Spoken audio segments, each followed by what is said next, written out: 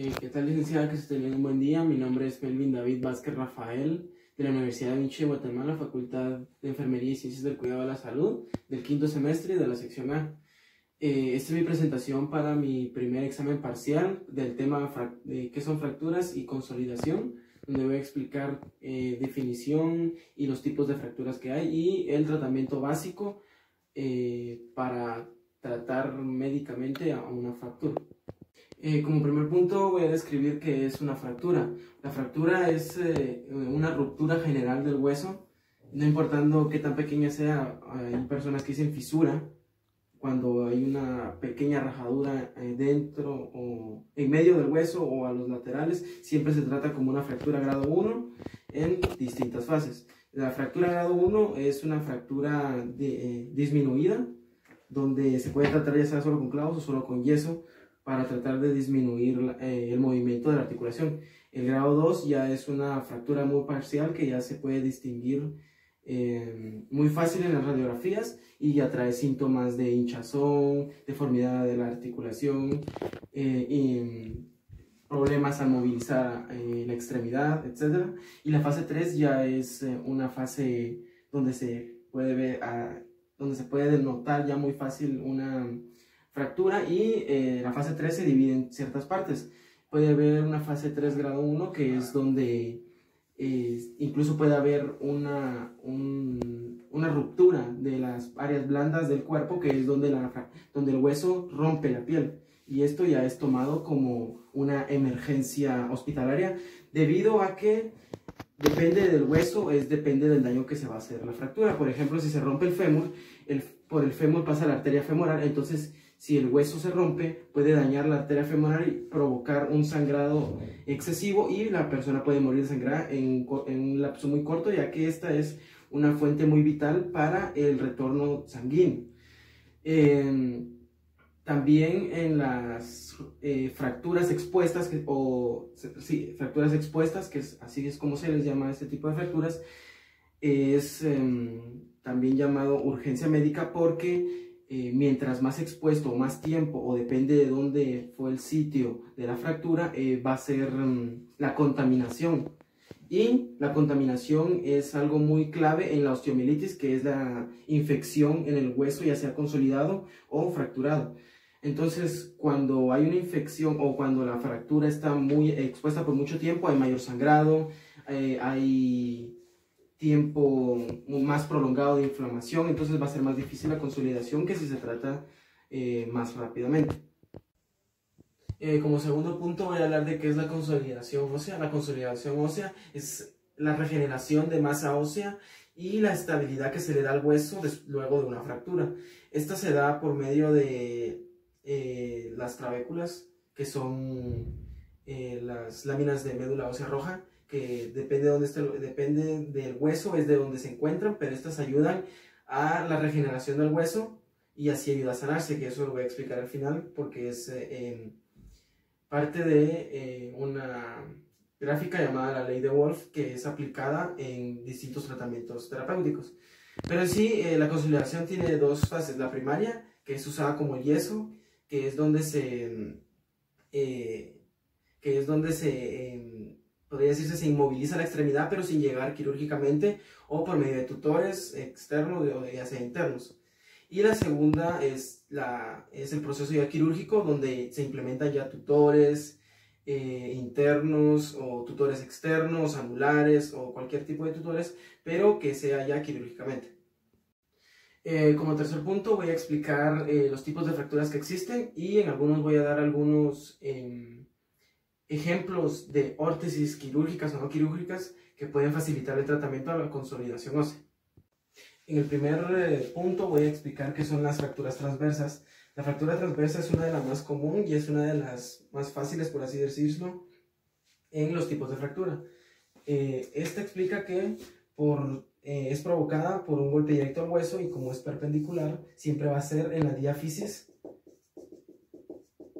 de los huesos. En este caso es un hueso largo como el fémur, va a ser en la diáfisis, en el cuerpo de entonces va a provocar una interrupción de la línea del hueso, entonces va a ser interrumpida, y esto provoca la fractura. Es una de las más fáciles debido a que como es provocada por un golpe directo, no se sale el hueso de su dirección, siempre se queda ahí, solo que es interrumpido gradualmente. Como segundo punto, en los tipos de fracturas voy a hablar de la fractura lineal. Esta no es muy diferencial de la fractura transversa, ya que es igual, no moviliza la masa ósea, solo la debilita o crea pequeñas fisuras que son igual tratadas como fracturas tipo 1. Entonces, esta es igual, esta también es causada por algún tipo de traumatismo, o ya sea una torsión ósea, que se emplea siempre en la diáfisis del hueso largo. Estas son siempre en hueso largo. Entonces se crea en la diáfisis y al igual no necesita tratamiento quirúrgico y es, por así decirlo, la segunda fractura más fácil de aplicar tratamiento, porque se puede aplicar mediante inmovilización con yeso. Y un factor que siempre tiene que ser tratado en una fractura es la calcificación. Si el paciente tiene muy baja calcificación ósea, significa que va a tardar más tiempo en consolidar el hueso. Entonces, eso tiene abarcada los distintos tipos de fracturas. Como siguiente punto voy a hablar de las fracturas no oblicuas y de las oblicuas. Estas fracturas son similares, lo único que diferencia es que en la fractura oblicua hay una separación más prolongada del hueso. Ambas fracturas son laterales en la diáfisis en este caso el fémur, entonces van en diagonal, son provocadas por algún tipo de traumatismo directo fuerte, como accidentes automovilísticos o patadas fuertes, en este caso como en deportes de MMA o karate, que tiene que ver mucho fuertes, que tienen que ver muchos los golpes fuertes. Entonces, la diferencia es que, como se puede ver aquí, hay una distorsión en el recorrido normal del hueso, pero no hay separación. Sigue siendo la misma línea del hueso sin la separación. En este caso, sí hay una separación más prolongada y se nota a ver más fácil. Es en la oblicua donde puede haber una complicación como una fractura grado 3 expuesta, que es donde se rompe todas las partes blandas como músculo, piel, y puede llegar a afectar, si en este caso es el hueso del fémur, arterias principales como la arteria femoral.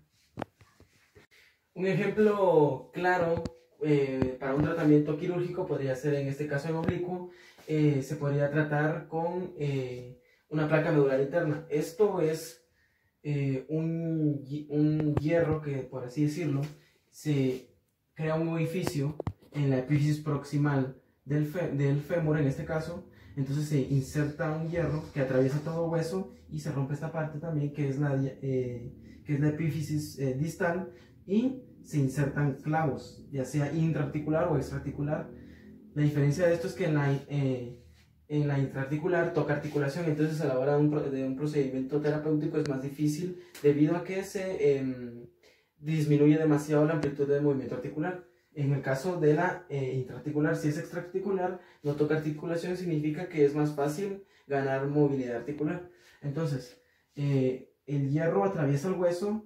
En este caso podría hacerse con personas que les cuesta crear trabéculas para la formación de más masa ósea o de callosidades óseas para que pegue bien el hueso.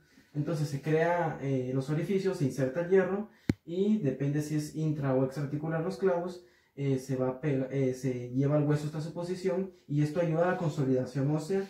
En este caso, de ser quirúrgicamente, si es una fractura muy grave, por así decirlo. Como siguiente punto voy a explicar qué es una fractura en espiral. Esta es similar a la oblicua, pero solo en el sentido que la grieta se crea en la diáfisis del hueso lateralmente. Una de las características principales que crea en esta fractura es que no es muy común y que esta es creada por una torsión que crea una fuerza que va en diferentes sentidos. Significa que si la fuerza va a derecha, la siguiente va a la izquierda. Nunca la fuerza va en la misma dirección. Entonces, esto es lo que provoca que el hueso tome una dirección diferente y crea una fractura lateral que es provocada por una torsión provocada por las direcciones equivocadas a donde se dirige el hueso. El siguiente tema es una fractura por estrés.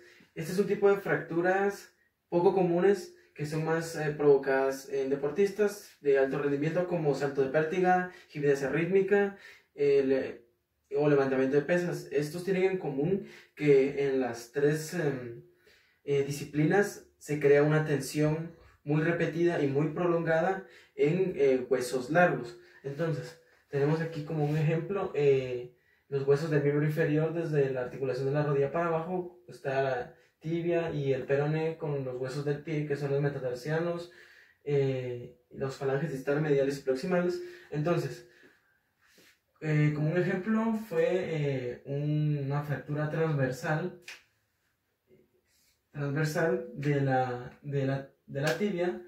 Esto puede haberse provocado por algún deportista que recurría a muchos saltos y hacía muchos ejercicios repetitivos respecto a esto, hasta que el hueso se debilitó y no pudo soportar más la tensión. Entonces fue provocando debilidad hasta llegar a una fractura que ocasionó la fractura transversal que miramos aquí, donde no hay mucha separación ósea, más si hay una descontinuidad del hueso. Como siguiente punto es la fractura de tallo. Esta fractura es muy común en niños y es provocada por la gran elasticidad que tiene el hueso debido a la formación ósea, debido a que los niños cuando son de muy corta edad tienden a tener menos huesos debido a que todavía no está bien formado el sistema esquelético. Entonces, debido a la gran elasticidad ósea que tienen, se provoca esta fractura que es como astillosa, se podría decir, que se le dice, por eso tiene ese nombre de tallo, ya que debido que parece astillada la área afectada. Como último punto, en los tipos de fracturas tenemos la fractura triturada o fractura comunitaria. Este tipo de fractura se considera una fractura grave y emergencia debido a que cuando se encuentra este tipo de fracturas el hueso se rompe en diferentes partes, como vemos aquí en este ejemplo, donde esto es el fémur en una vista lateral anterior, y podemos ver que donde era un hueso ahora son 3 partes de hueso. Entonces esto se considera una emergencia debido a que mientras más se tarda en tratar, mayor dolor, mayor tiempo será de tratamiento y más tiempo va a haber en que se consolide bien el hueso. Hay diferentes tipos de provocar esta lesión. Puede ser por una descalcificación, una osteoporosis, eso ya es una fractura patológica. Y lo más común en este tipo de fracturas que son graves es que es una fractura por torsión combinada con un traumatismo directo o indirecto. Entonces, un tratamiento que tiene que ser, por así decirlo, básico o que siempre se va a ver o tomar en cuenta en este tipo de fracturas es involucrar quirúrgicamente tutores externos anulares. Este tipo de tutores son llamados anulares porque son círculos que sujetan tutores externos. Entonces yo voy a dibujar aquí como una gráfica de lo que es un tutor anular externo. Entonces voy a dibujar aquí un círculo hacia acá y en la cabeza del fémur también. Entonces estos son dos círculos anulares que van externos fuera de la pierna del paciente. Entonces podemos ver que esta es la articulación de la rodilla, aquí comienza la articulación de la rodilla y aquí está la articulación de la cadera. Entonces esto trae tornillos aplicados en distintos puntos que van a llevar como cortinas aquí y aquí abajo también para que salgan tutores de hierro externos. Entonces lo que van a hacer estos tutores es que quirúrgicamente el médico va a venir y va a juntar el hueso para que vuelva a ser uno solo, pero siempre la fractura va a estar ahí. Entonces vuelve a ser un solo hueso con distintos rasgos de fracturas, pero lo que va a provocar estos tutores es que van a sujetar el hueso para crear una inmovilización interna y externa y así ayudar a la consolidación del hueso, que va a ser un tratamiento muy extenso debido a la gravedad de la lesión y a la gravedad del traumatismo y a la energía que irradió esta fractura. Como último punto voy a hablar sobre qué es la ley de Wolff. La ley de Wolff es una ley basada en la trayectoria de las trabéculas. Las trabéculas son mallas de óseas y tejido esponjoso que ayudan a la consolidación del hueso o sacan callosidades óseas para que el hueso sea o más resistente o consolide más rápido. Entonces, la ley de Wolff tiene ciertas características. Por ejemplo, la trayectoria de las trabéculas, que en base de técnicas y de compresión a ciertas áreas del hueso podemos cambiar su trayectoria y mandar más trabéculas al área afectada del hueso. Otro puede ser